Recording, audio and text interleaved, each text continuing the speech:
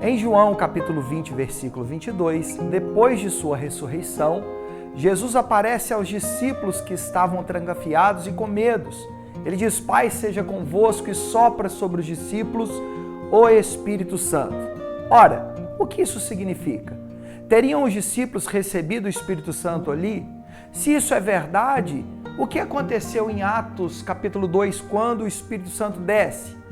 Há alguma diferença entre o recebimento do Espírito e o batismo no Espírito Santo? Bom, fique comigo na aula de hoje, porque nós vamos refletir sobre essa temática.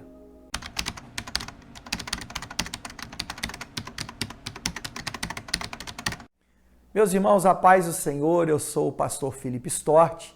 Seja muito bem-vindo ao EB Dominical, o nosso canal de lições bíblicas dominicais, onde nós temos o prazer de estudar as lições da CPAD de adultos. Nessa feita, estaremos estudando a lição ou a revista do segundo trimestre de 2025. E o Verbo se fez carne, uma lição comentada pelo pastor Elianai Cabral, subtítulo Jesus sob o olhar do apóstolo do amor. Na lição de hoje, a lição de número 10, estudaremos a promessa do Espírito, a lição a ser estudada no dia 8 de junho de 2025, nas Assembleias de Deus de todo o Brasil. Mas antes, é claro, eu quero te pedir para se inscrever no canal, compartilhar o vídeo com alguma pessoa que você acha que vai aproveitar o conteúdo deste canal.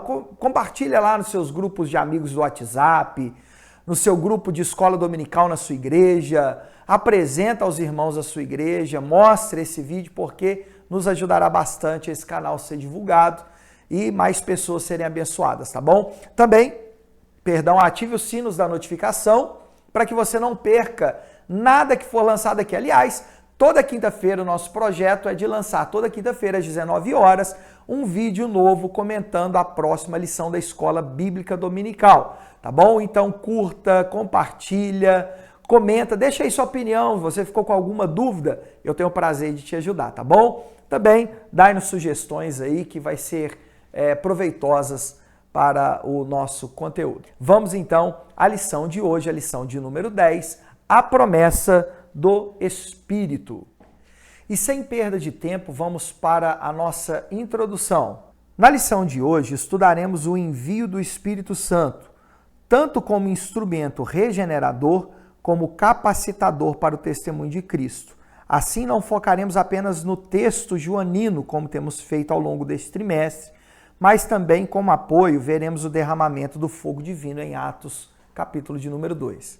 Queridos, temos visto ao longo do trimestre sempre o olhar de João sobre o Filho de Deus, sobre o Cristo ou sobre o Cristo encarnado. Hoje nós vamos olhar também João capítulo 20, especialmente versículo 22. Daremos, é claro, um contexto para você, mas é importante também, e para diferenciar o recebimento do Espírito com o batismo no Espírito Santo, vamos especificamente hoje também olhar para Atos dos Apóstolos, capítulo de número 2. Vamos na sequência, então, para o primeiro tópico da nossa lição. Primeiro tópico, a promessa do Pai. No Evangelho de João, capítulo 14, Jesus promete o envio do Espírito Santo. Nas lições anteriores, aprendemos que João apresenta Jesus como Deus encarnado, o Verbo vivo. Em sua natureza divina, Jesus é capaz de fazer promessas e cumpri-las, pois, como afirma Números 23:19, ele não pode mentir. O texto de Números 23:19 diz o seguinte: Deus não é homem para que minta, nem filho do homem para que se arrependa. Porventura diria ele não o faria, ou falaria e não o confirmaria? Então, começo trazendo para você aqui a promessa do envio do Espírito Santo em João capítulo 14. Jesus está na última ceia e ali na última ceia Jesus ele promete a vinda do Espírito Santo.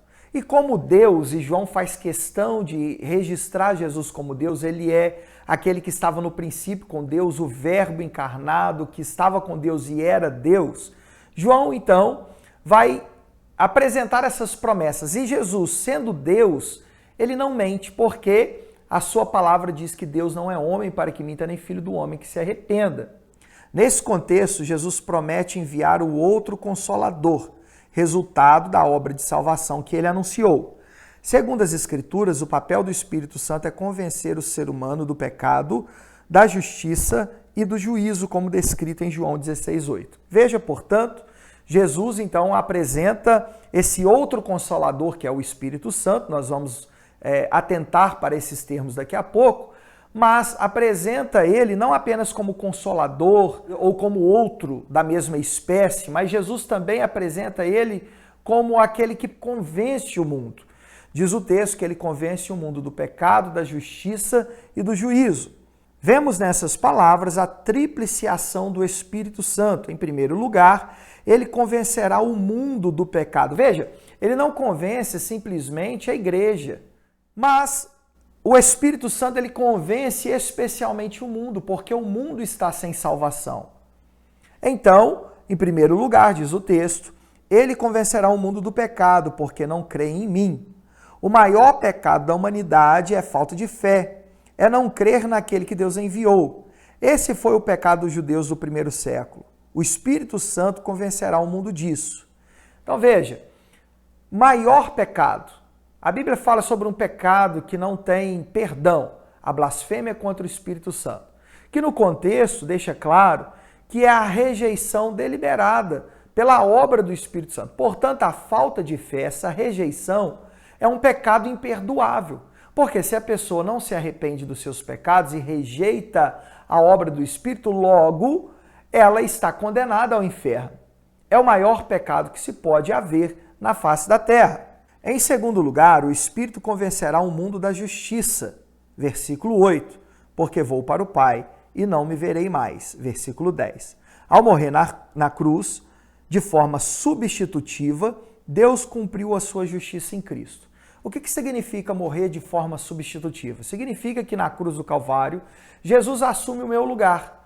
Não apenas o meu lugar, mas recebe sobre o seu corpo, sobre o seu ser, todo o meu pecado. Não só o meu pecado, como o castigo devido, que é a morte. E a justiça divina, a ira divina pairou sobre Jesus. Ele então assume a minha condição de pecador na cruz do Calvário. Portanto, a morte de Jesus é substitutivo. Seu sacrifício é chamado de sacrifício vicário ou sacrifício substitutivo. Dando sequência ao que nós estamos lendo. Em Cristo, todas as demandas da lei foram satisfeitas. Olha que coisa grandiosa, irmãos. Em Cristo, todas as demandas da lei foram satisfeitas. A lei nos cobra algo. A lei diz: não matarás, não adulterarás, não dirás falsos testemunho, honra teu pai e tua mãe, e uma série de outros mandamentos. Não apenas os 10, mas um compêndio de 613 preceitos que devemos cumprir. Tiago nos lembra que se nós falharmos em um só ponto nos mandamentos, nós somos culpados de todos eles. Portanto, a lei não pode nos salvar. Não porque a lei é ruim, mas porque o homem é perverso e mau. E aí, nós precisamos de um Salvador. Jesus, ao morrer na cruz do Calvário, ele satisfaz todas as demandas da lei, porque somente Deus poderia cumprir de maneira cabal e perfeita a sua própria lei, que é santa, que é irrepreensível. E somente o homem, e Deus se faz homem em Cristo, poderia cumprir as exigências e a justiça da lei, porque foi o homem que pecou e o homem precisa cumprir e pagar pela sua pena. Por isso, a lei foi satisfeita plenamente em Cristo Jesus na cruz do Calvário.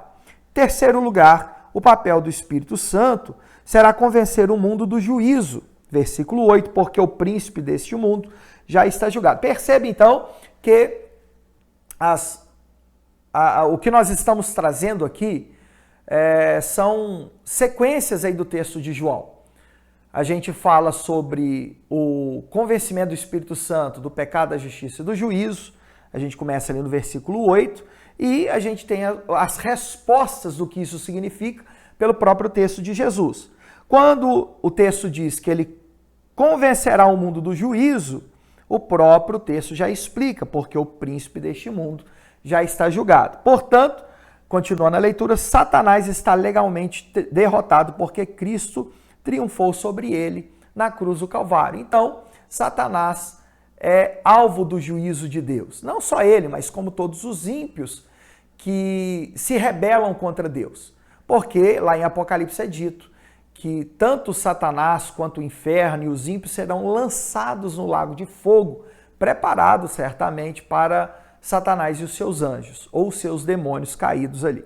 Em suma, o Espírito Santo desempenha um papel essencial ao convencer o mundo de 3 verdades fundamentais: a realidade do pecado devido à sua incredulidade, a justiça manifestada através do sacrifício de Cristo e o cumprimento da lei e o juízo evidenciado pela derrota definitiva de Satanás através do triunfo de Cristo na cruz.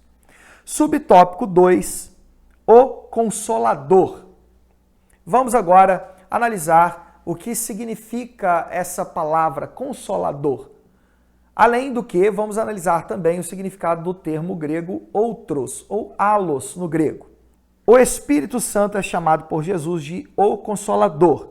Essa palavra deriva do termo grego parakletos, que por sua vez é formado pela junção de 2 palavras, para, que significa ao lado de, e kletos, chamado, convidado. Ou seja, parakletos significa chamado para estar ao lado de alguém.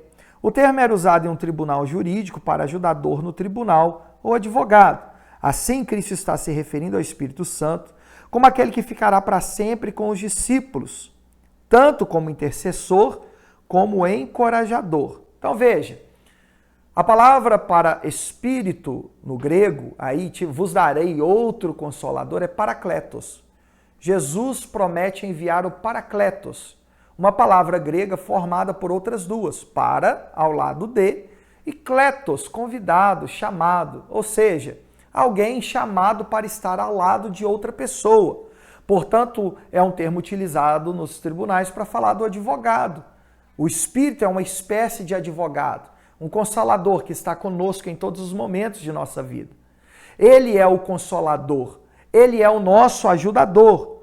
Ele intercede por nós, como Paulo escreve aos Romanos, e ele nos encoraja também, no sentido de que ele nos coloca para cima, nos dá sentido de vida, nos torna de fato especiais, porque o próprio Deus habita dentro de nós. Com o termo outro, Jesus está indicando claramente que o Espírito Santo não é meramente um poder, mas uma pessoa, da mesma forma que o Pai e o Filho. Ele é outro auxiliador, não um auxiliador diferente. A palavra outro indica alguém como eu mesmo, que me substituirá, fará meu trabalho. São as palavras aí de William Hendricks, um famoso teólogo e comentarista bíblico.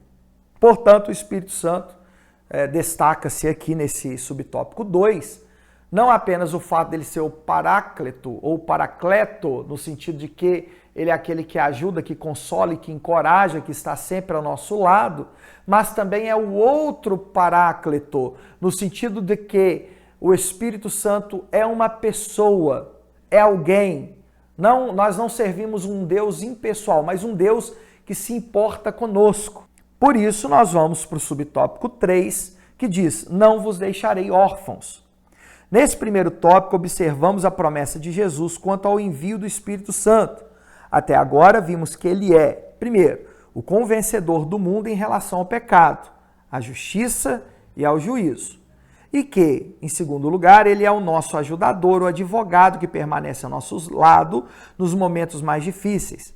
Agora veremos que o Espírito Santo é como um pai que não nos deixa órfãos. Ao examinarmos o discurso de despedida de Jesus, João 13, 31 a 33, podemos perceber como o nosso mestre vê os discípulos como filhos. Ele usa o termo filhinhos para se dirigir a eles. Essa palavra no grego é teknion, um termo técnico, usado carinhosamente para expressar cuidado e proteção. Então, o termo teknion significa cuidado, dá a ideia de cuidado, é utilizado para crianças, de alguém que cuida de criança, por isso filhinhos. A ideia de que Jesus os considera como filhos, mas filhos pequeninos que necessitam de cuidados. Com o anúncio da partida de Jesus, é natural que os discípulos se perguntem, quem cuidará de nós? Jesus, portanto, explica que não os deixará órfãos, pois com sua partida chegará o Consolador, que permanecerá para sempre com eles. João capítulo 14, versículo 16. Então Jesus faz uma promessa importante. Não deixaria os discípulos órfãos. É claro, queridos ouvintes, que essa palavra de Jesus, ou essa promessa que ele faz, se aplica também a nós. Porque nós também temos o Espírito Santo de Deus. Não apenas nós, mas todos aqueles que creem no Filho de Deus. Porque Jesus veio para os seus, diz João, capítulo 1, versículo 11 e 12, mas os seus não o receberam, mas a todos quanto o receberam, deu-lhes o poder de serem chamados filhos de Deus. Uma aplicação para a nossa vida. Assim como Jesus enviou consolo aos discípulos, o Espírito Santo é também o nosso consolo. Ele está presente conosco em todos os momentos, pois jamais nos abandona. Talvez você pense que Deus se esqueceu de você devido às dificuldades enfrentadas. No entanto, Jesus nunca prometeu aos discípulos dias tranquilos, mas garantiu que o Consolador estaria sempre com eles. Com você não será diferente. Mesmo nos momentos difíceis, o Consolador está ao seu lado. Veja, Jesus faz uma promessa: não vos deixarei órfãos. E ele não nos deixou órfãos, o Espírito Santo está conosco, mesmo no momento mais difícil. Quando parece que todos nos abandonaram, Deus jamais nos abandona. Então, creia nessa palavra. Isaías, o profeta, no capítulo 49, versículo 15, diz: pode uma mãe esquecer-se do filho que amamenta? Todavia eu não me esquecerei de ti, diz o Senhor, eis que te tenho gravado nas palmas das minhas mãos. Quando eu era criança e minha mãe mandava eu fazer algum favor para ela, para evitar ser chamada a atenção, muitas vezes eu anotava na palma das minhas mãos aquilo que eu tinha que fazer, ou uma lista de compra, ou algo do tipo, para que eu não esquecesse de nada e não fosse chamada a atenção. A Bíblia diz que, ainda que se uma mãe se esquecesse de um filho que amamenta, Deus não se esquecerá de nós, e Ele nos tem gravado na palma das suas mãos. Deus não se esquece de você. Vamos para o tópico 2? Mas antes, deixa aí nos comentários alguma dúvida no tópico 1? Não esquece também de se inscrever, deixar o like aí, tá bom? E comentar e compartilhar, isso tudo é muito importante. Tópico 2, o Espírito habita os discípulos. Primeiro subtópico, João 20, 22. Para compreender João 20, 22 e o que Jesus está dizendo nesse versículo, é essencial que analisemos o seu contexto. No Evangelho de João, do capítulo 13 até o final do capítulo 17, encontramos Jesus na última ceia. Durante esse evento, várias coisas acontecem, como o anúncio da sua morte, traição de Judas Iscariotes, diversos ensinamentos e até mesmo a oração sacerdotal. No capítulo 18, Jesus sai com seus discípulos para o jardim do Getsêmani, onde ora e é posteriormente traído e preso. Do capítulo 18 até 19 e 16, ocorre o julgamento e a condenação de Jesus. Em seguida, temos a crucificação, morte e sepultamento de Jesus. O capítulo 20 descreve a ressurreição de Jesus. Nele, os discípulos estão com medo e, por isso, trancados em uma sala. João 20, 19. Jesus aparece para eles em corpo glorificado, mostra suas feridas e sopra o Espírito Santo sobre os apóstolos. João 20, 22. Toda essa narrativa é importante, pois Jesus havia dito que primeiro precisava morrer para depois enviar o Consolador. Então, eu peço a você, professor e aluno que quer se aprofundar, volta agora esse vídeo e faça as suas anotações desse contexto que é muito importante. Jesus está, desde o capítulo 13 até o final do 17, na última ceia, dando instruções, falando que alguém vai trair, dizendo que Pedro também ia negar ele, anuncia a sua morte, dá diversos ensinamentos, aquele texto bonito da videira verdadeira de João 15, está nesse contexto da última ceia, até o momento em que Jesus chega e termina o capítulo 17 e sai com os discípulos para orar no jardim, chamado de Getsêmani. Ali Jesus é traído por Judas com um beijo, e é preso. Depois Jesus vai para o período de condenação, de julgamento e condenação, até a sua morte. Depois da morte é que Jesus aparece em João 20, já ressurreto, em corpo glorificado, encontra os discípulos numa sala trancada, diz: Pai, seja convosco, mostra as feridas, e aí ele sopra sobre os discípulos o Espírito Santo. E qual é a importância de saber todo esse contexto? é que Jesus, lá em João, capítulo 16, versículo 7, ele diz que primeiro morreria para que depois viesse o Consolador. Portanto, João 20, 22, conforme a gente vai ver daqui para frente, já é a vinda do Espírito Santo. Não de forma como aconteceu em Pentecoste, onde 120 pessoas ali foram cheias do Espírito Santo, começaram a falar em outras línguas. Vamos falar que isso foi o batismo no Espírito Santo, também falaremos sobre que ocorreu salvação nessa época também. Mas aqui em João 20, 22, daqui a pouco nós vamos ampliar esse assunto, mas eu já quero antecipar para você.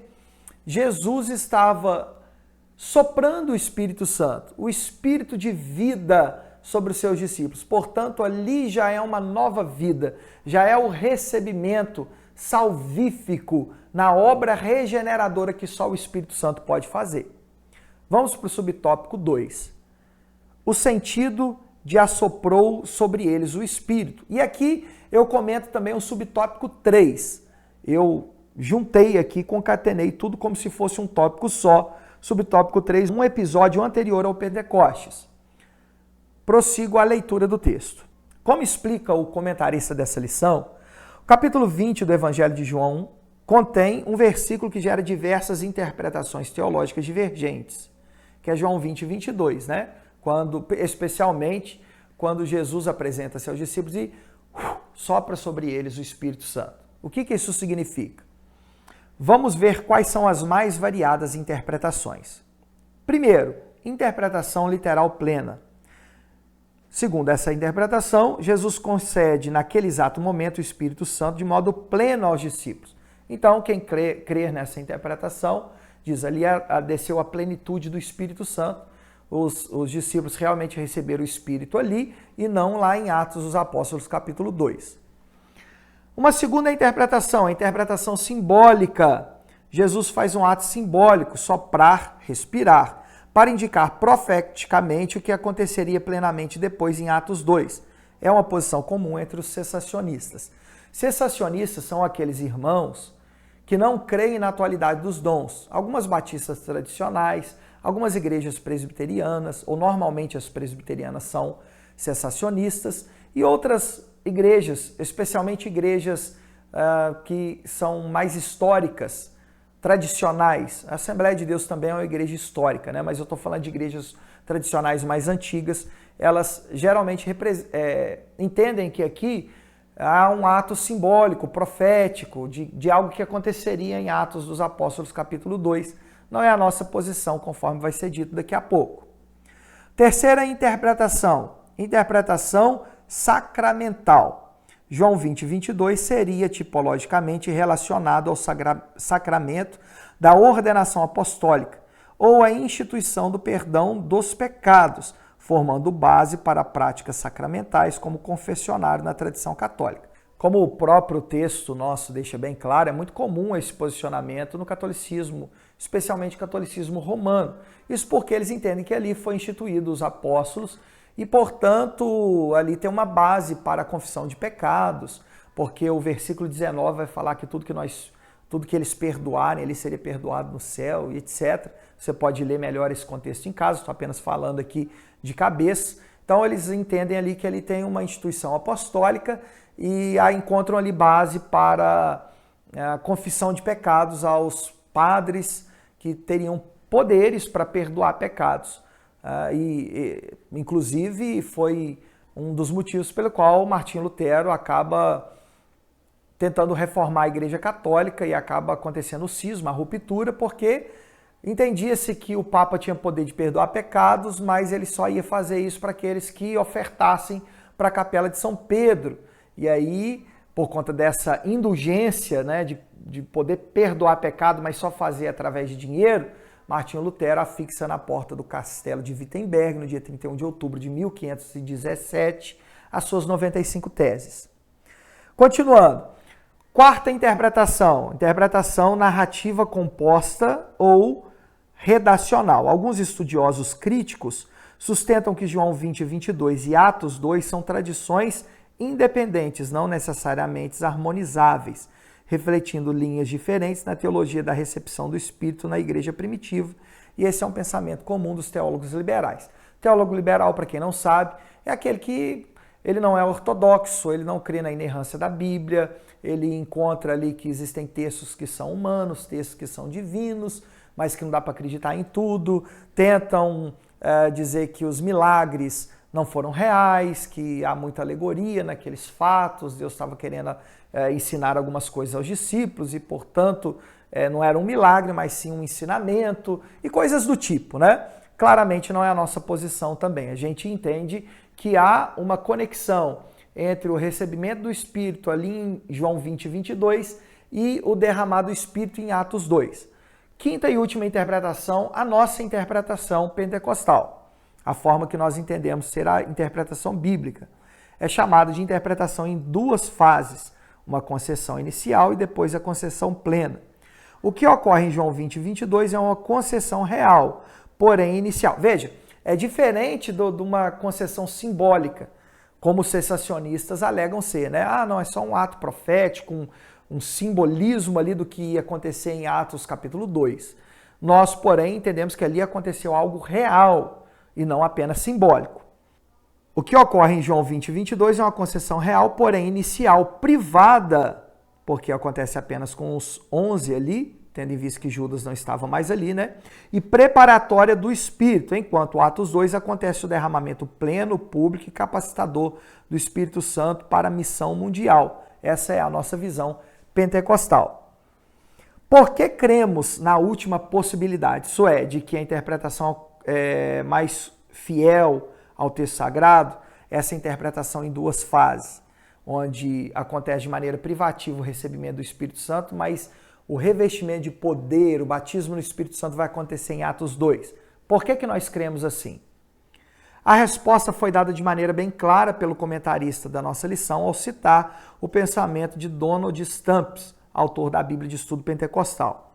O termo grego traduzido por assoprou é enfusal, termo usado na Septuaginta em Gênesis 2:7, onde Deus soprou em seus narizes, nas narinas dos homens, né, ou do homem, o fôlego de vida. Logo, o Espírito aqui foi dado aos discípulos para que eles tivessem uma nova vida. Portanto, trata-se de regeneração, diferente de Atos 2, conforme veremos a seguir. Veja, algumas palavras aqui eu preciso explicar para vocês. Tá? Donald Stamps é o comentarista da Bíblia de Estudo Pentecostal, que veio para o Brasil. Essa Bíblia acabou sendo traduzida, a equipe da CPAD organizou todos os comentários, mas os comentários ali é de um teólogo chamado Donald Stamps. E ele vai dizer que esse termo assoprar, no grego, é enfusal. E a Septuaginta, que é uma versão do Antigo Testamento para o grego, o Antigo Testamento foi escrito em hebraico, mas os sábios judeus traduziram o Antigo Testamento para o grego. E lá, quando diz que Deus assopra o fôlego de vida nas narinas do homem, esse verbo assoprar também é usado lá como efusal, no sentido de que Deus deu vida. Portanto, aqui Jesus, como Deus, está dando vida aos discípulos, mas não a vida do Éden, e sim uma nova vida para a volta ao jardim de Deus, que é o paraíso, onde nós esperamos regressar outra vez. Agora, queridos, nós vamos para o terceiro tópico, mas se você ficou com dúvida no tópico 2 também, comenta aí embaixo. Eu quero tirar a sua dúvida e se inscreva no canal, vai. Você que não deu o joinha ainda aí, vai, deixa o like, ajuda a gente. Compartilha com quem pode ser útil esse estudo, tá certo? E agora, então, vamos para o tópico 3, a promessa do Pai no dia de Pentecostes. Primeiro subtópico, de repente. Aí a gente vai começar agora a falar sobre Atos dos Apóstolos, capítulo 2. Porque o texto de Atos dos Apóstolos, no capítulo 2, vai dizer o seguinte: cumprindo-se o dia de Pentecoste, estavam todos reunidos no mesmo lugar. E de repente veio do céu um som como de um vento veemente e impetuoso. Encheu toda a casa em que estavam assentados. E foram vistas por eles línguas repartidas como que de fogo, as quais pousaram sobre cada um deles. E todos foram cheios do Espírito Santo e começaram a falar em outras línguas, conforme o Espírito Santo lhes concedia que falassem. Veja, portanto, que o subtópico 1º do tópico 2, de repente, diz respeito a Atos no capítulo 2, versículo 2. Eles estavam todos reunidos no mesmo lugar e de repente, repentinamente, veio um som como de um vento veemente e impetuoso, encheu toda a casa em que estavam reunidos e eles começaram a falar em outras línguas, conforme o Espírito Santo lhes concedia que falassem. Vamos aos comentários. Sabemos que a ressurreição de Jesus ocorre entre a Páscoa e a festa de Pentecostes. Portanto, o episódio de João 20 está nesse período. Claro, Jesus foi morto na Páscoa, ele é o Cordeiro Pascal. Ele celebra a ceia, é traído e é morto na sexta, no dia da Páscoa. E quando ele aparece em João no capítulo 20, Jesus já está ressuscitado. Antes, portanto, do dia de Pentecostes, porque ele ainda não subiu ao céu para que o Espírito descesse. A Bíblia nos ensina que Jesus, depois de ressuscitado, ele anda 40 dias sobre a terra, ensinando os discípulos a fazerem, aquilo que Jesus determinou para eles. Mas ele é elevado aos céus. E depois de 10 dias, na festa de Pentecostes, o Espírito desce de maneira efusiva, de um derramamento espiritual muito grande. Portanto, João capítulo 20 está depois da Páscoa, portanto, depois da morte de Jesus, e antes de Pentecostes, portanto, antes do derramamento de poder do Espírito Santo. 50 dias após a Páscoa, os judeus celebravam a festa de Pentecostes conforme a tabela a seguir. Eu te convido agora a dar uma pausa nesse vídeo para você poder tirar um print dessa tela ou copiar aí no seu caderno de anotação essa informação que nós trazemos aí na tabela para você, para que você possa compreender bem como que funcionava as questões festivas em Israel, pelo menos no que diz respeito da Páscoa até o Pentecoste. No dia 10 de Nissan, havia ali a separação do Cordeiro Pascal, escolhia-se o Cordeiro para ser sacrificado na festa da Páscoa, tinha todo um ritual que a Bíblia determina sobre como deve ser feito essa separação, essa escolha do Cordeiro. Cada família escolhia e separava o Cordeiro para sacrifício. No dia 14 de Nissan, era a preparação da Páscoa. Aí está o termo grego, Erev Pessar. É onde acontecia o sacrifício do cordeiro, preparo da casa e da ceia. Então não era só o sacrifício do cordeiro, Tinha todo um preparo da casa, não podia ter fermento e muitas coisas. No entardecer do dia 14 para o dia 15, isso é importante falar, porque para os judeus, o dia começa com o nascer do sol e com o seu pôr do sol. Então, às 6 horas mais ou menos do dia, termina-se aquele dia. Se é dia 14 de Nissan e é 6 da tarde, o sol se pôs, agora começa o dia 15 de Nissan. Por isso aqui, no entardecer do dia 14 para o dia 15. A festa aqui já era a festa, ou o primeiro dia da festa dos pães asmos. A festa dos pães asmos tinha uma duração ali de vários dias, de 7 dias. Então, no primeiro dia era a festa da Páscoa e os 7 dias seguintes, a festa dos pães sem fermentos, ou pães asmos. Era considerado um dia sabático, um dia festivo, início da festa de 7 dias sem fermento. Por que dia sabático? O sábado em Israel não era apenas literal, o dia que sucede a sexta-feira, mas era também um dia festivo. As festas, muitas delas eram consideradas dias sabáticos. Então, os judeus guardavam sábados também, e às vezes esse sábado era numa terça, numa quarta, numa quinta-feira, porque ali tinha uma festa e era considerado um dia de descanso, um dia sabático. Portanto, a palavra sábado se refere a descanso e não apenas a um dia da semana. E aí, muitos adventistas erram na guarda do sábado, porque guarda do sábado não está definitivamente ligada ao 7º dia apenas. Dia 16 de Nissan. Oferta do primeiro feixe, Homer, oferta das primícias de cevada, início da contagem do Homer. Então, no dia 16 de Nissan, acontecia ali a festa, uma festa dos primeiros frutos, daquelas primícias da cevada, que era um alimento mais barato, mas já tinha ali a colheita, os primeiros frutos que davam os israelitas tinham que levar perante o Senhor e oferecia. Olha que coisa linda de se fazer, né?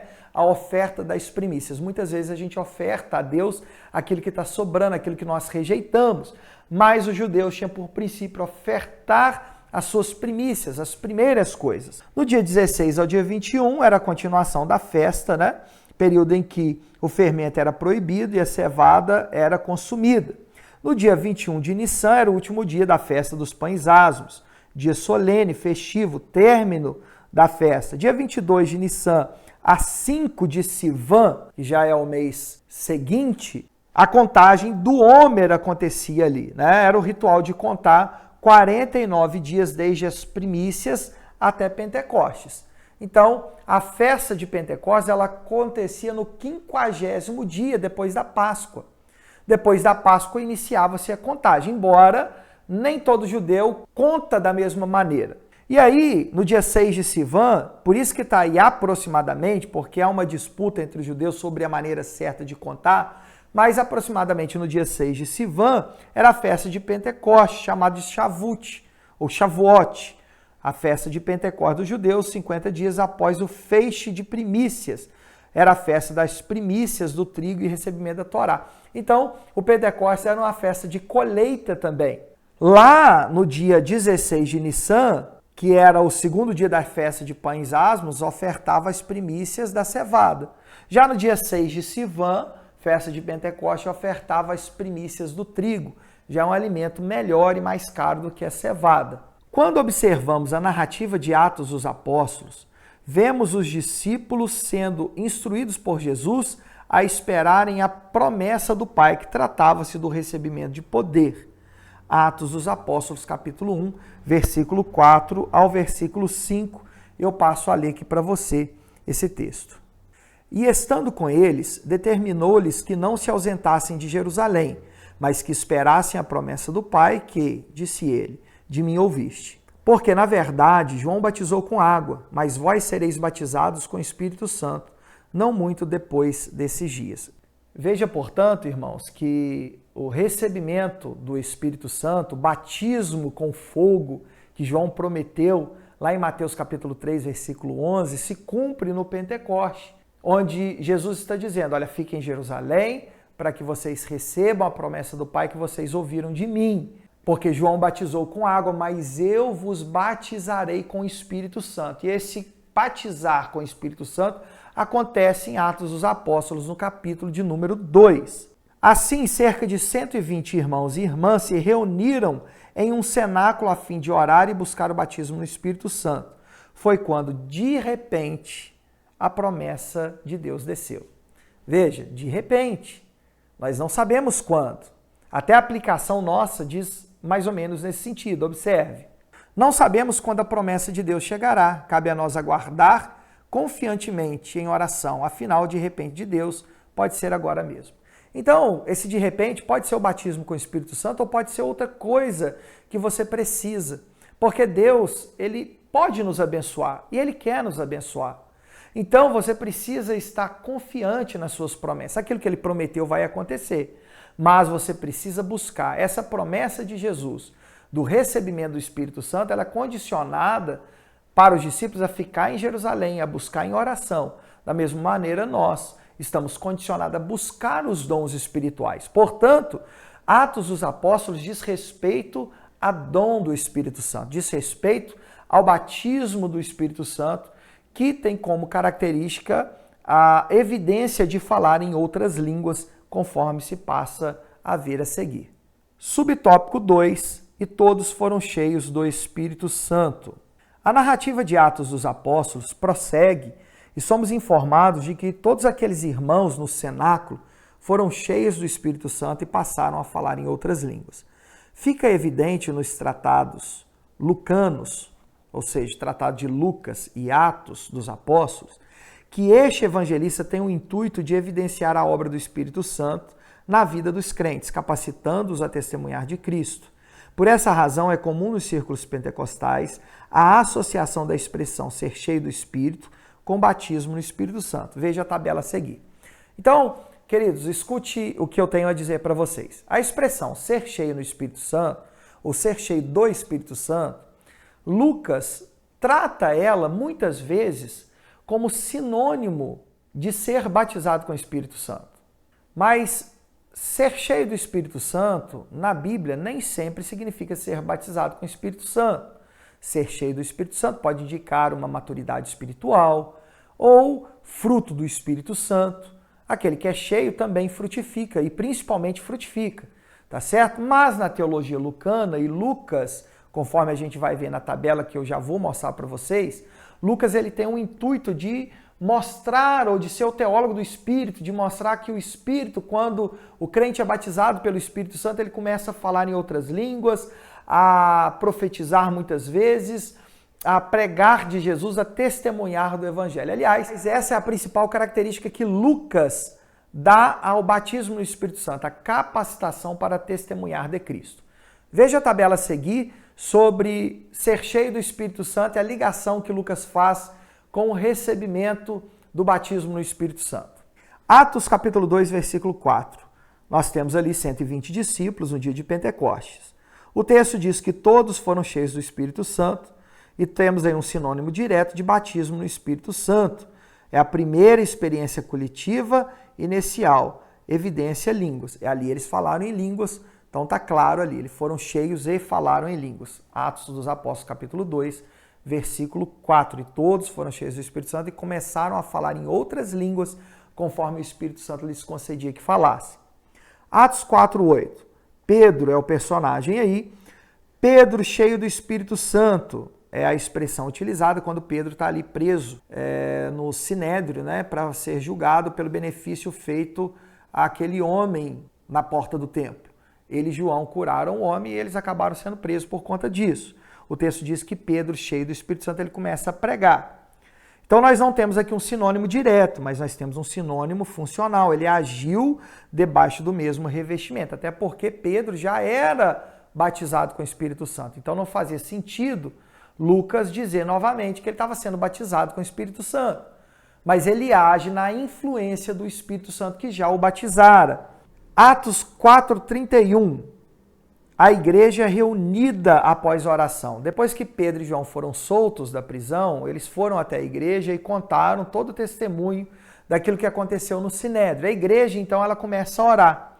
E diz aqui em Atos 4:31, voltando para a nossa tabela, que todos ficaram cheios do Espírito Santo. Sinônimo de renovação do batismo ou da plenitude, novamente acompanhado da ousadia em pregar. Então, algumas pessoas aqui podem ter sido batizadas com o Espírito Santo, enquanto outras foram renovadas e sempre ali pregando e falando, e eles pediram ousadia para pregar, assim como Pedro e João fizeram. Voltando para a nossa tabela. Atos 9:17. Saulo, ou Paulo, né? Quando Ananias, depois da conversão de Paulo, vai até o lugar onde Paulo estava, ora por ele, Ananias impõe as mãos sobre Paulo e diz que ele vai ser cheio do Espírito Santo. O texto diz, para que fique cheios do Espírito Santo. Nós temos ali uma clara evidência do batismo no Espírito Santo com Paulo, porque ele, segundo 1 Coríntios 14:18, ele falava também em línguas. Por fim, Atos capítulo 13, versículo 9, Paulo em Chipre. Saulo, também chamado Paulo, cheio do Espírito Santo. Nós temos aqui mais um sinônimo funcional da nova plenitude para confronto espiritual. Paulo já tinha sido batizado no Espírito Santo, então ele demonstra ousadia e poder e discernimento espiritual. Ou seja, o batismo no Espírito Santo é a porta para a entrada dos dons espirituais na igreja. Aplicação. A função primordial do batismo no Espírito Santo é a capacitação para testemunhar de Jesus. E não apenas falar em línguas, embora Paulo diga algo importante sobre o dom de línguas ser usado para edificação pessoal, o batismo no Espírito vai além, visto que ele é utilizado para o crescimento do reino de Deus. Talvez muitos não sejam batizados hoje porque querem apenas pular, rodar e falar em línguas na igreja, quando na verdade deveriam estar mais preocupados com a evangelização. Batismo no Espírito Santo é capacitação para testemunhar. Quem fala em línguas, e línguas é a evidência inicial do batismo no Espírito Santo, conforme se verá no subtópico 3, quem fala em línguas edifica a si mesmo. Mas o batismo no Espírito Santo não é simplesmente para edificação pessoal, mas primordialmente para a evangelização. Portanto, muitas vezes em nossos cultos não há batismo no Espírito Santo porque as pessoas estão preocupadas apenas em demonstração de poder, quando se esquece, na verdade, o seu objetivo primordial, que é a evangelização. Subtópico 3, e começaram a falar em outras línguas. Aqui nós vamos falar sobre a evidência inicial do batismo no Espírito Santo, que é falar em línguas conforme nós cremos. Lucas explica que o fenômeno ocorrido em Pentecostes, logo após a descida do Espírito Santo, foram as línguas ininteligíveis pelo falante e inteligíveis pelos ouvintes. Deixa eu explicar isso. Quem falava em línguas em Atos dos Apóstolos, capítulo 2, não entendia o que estava dizendo. Portanto, era ininteligível para ele. Mas aqueles que ouviam, ouviam na sua própria língua. Portanto, eram línguas inteligíveis para quem ouvia. Assim, na teologia lucana, tanto aqui como em todas as outras vezes que alguém foi batizado no Espírito Santo, primeiramente falou-se em línguas. Observe o quadro a seguir. Então, ou falou em línguas diretamente, ou indiretamente, isso é demonstrado no livro de Atos dos Apóstolos. Vamos às referências na tabela. Atos 2, de 1 a 4. Ali tem em Jerusalém os 120 discípulos ali no cenáculo, todos foram cheios do Espírito Santo e falaram em outras línguas conforme o Espírito Santo os capacitava. Ali sim, houve o fenômeno das línguas, muito claramente o texto está escrito isso, tranquilo de se observar. Em Atos dos Apóstolos, capítulo 8, versículo 14 a 19, lá em Samaria, novos convertidos samaritanos aparecem ali e eles recebem o Espírito Santo após a imposição das mãos de Pedro e João. É importante a gente falar que quando Estevão morreu em Atos 7 por apedrejamento, a igreja se dispersou por conta da perseguição aos cristãos. Filipe, o diácono, que também era evangelista, ele desce para Samaria e ele prega o evangelho e muitas pessoas se convertem. Mas quando Pedro e João chegam ali, é dito que eles não tinham recebido o Espírito Santo. Ora, se eles eram convertidos, como eram convertidos sem terem recebido o Espírito Santo? Veja, continue na tabela, por favor. Então, não há ali uma implicação direta de que eles falaram em línguas, mas fica explícito, porque Simão, o mago que estava ali, ele viu algo extraordinário. E certamente esse algo extraordinário foi a manifestação de línguas. Atos 9, 17 a 18, nós encontramos Saulo no caminho para Damasco e Ananias impondo as mãos para que Paulo fosse cheio do Espírito Santo. Então, Paulo fala em línguas ali, embora esteja escrito sim, aí o texto não diz claramente que sim, mas por inferência, ele declara lá em 1 Coríntios 14, versículo 8, que ele fala em línguas mais do que todos. Então, nós temos a experiência de Paulo. Atos 10, 44 a 46, lá em Cesareia, Cornélio e os gentios são batizados com o Espírito Santo. Lá é dito que o Espírito cai sobre todos os ouvintes. E o texto prossegue dizendo que os ouviam falando em línguas e engrandecendo a Deus. Então, claramente, diretamente, há uma inferência, há uma referência às línguas como evidência do batismo no Espírito Santo. E é a primeira experiência ali entre os gentios, né? Atos 19, de 1 a 7, lá em Éfeso, Paulo vai impor as mãos sobre 12 discípulos. E diz o texto que veio sobre eles o Espírito Santo e falavam em línguas e profetizavam. Então, nós temos uma referência direta sobre falar em línguas e como evidência do batismo no Espírito Santo. Talvez você argumente, bom, o texto de Paulo não diz que ele falou em línguas. É apenas uma inferência nossa. Mas é importante que se diga que a ausência de texto não significa ausência de fato. Nem tudo que Jesus fez está registrado, nem tudo que aconteceu está registrado. Mas fica claro no texto de Lucas que todas as vezes que alguém é batizado com o Espírito Santo, ele fala, ele profetiza muitas vezes, ele fala em línguas, fala das grandezas de Deus. Isso não só no texto de Atos dos Apóstolos, mas também no Evangelho de Lucas. Não diretamente a falar em línguas porque o Espírito não havia sido derramado, mas tem sempre a fala quando alguém é cheio do Espírito Santo. Você vê ali Simeão, Ana, Maria, ela é cheia e começa a profetizar, a escrever o seu hino de louvor a Deus. Então nós vemos a fala muito importante em Lucas quando alguém é cheia do Espírito Santo. Portanto, nós pentecostais cremos sim que a evidência inicial do batismo no Espírito Santo é sim o falar em línguas. Terminado o terceiro tópico, deixe o seu comentário se você tiver dúvida, ative as notificações, compartilhe esse vídeo com mais alguém e deixe aí o seu like.